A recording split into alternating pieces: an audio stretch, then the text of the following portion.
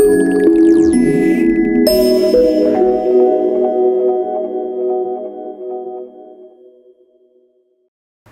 in the village of Kiedrich, Germany, in the Rheingau wine region. I'm heading to the top estate of Robert Weil to taste through some wines at their Vinothek and to see if I can get a peek at Harvest 2016. The Robert Weil estate has an interesting history. The estate's been in the family for 4 generations. By the late 1800s, the Rieslings of Robert Weil were served alongside the greatest wines from Bordeaux to emperors and kings in the royal courts of Europe, and were at one time the most expensive growths on the planet. Today, the wines are still some of the best in the world. I was told that the 2015 was a very good vintage for the estate, and I could believe it. The 2015 Grosses Gewächs and the Kiedrich Turnberg Trucken Riesling were my 2 favorites, but they were all great. Now just off to their top vineyard, the Greffenberg Vineyard.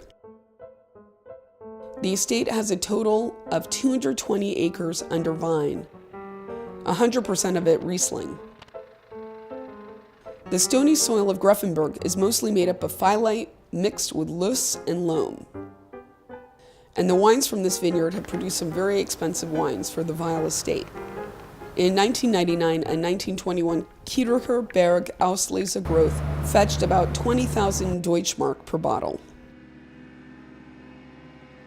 Now off to Steinbergkeller, part of the largest wine estate in the country, the Hessische Stadt Weinsguter. When I got there, they were busy crushing Pinot Noir from some nearby vineyards, or Spätburgunder as they call it there.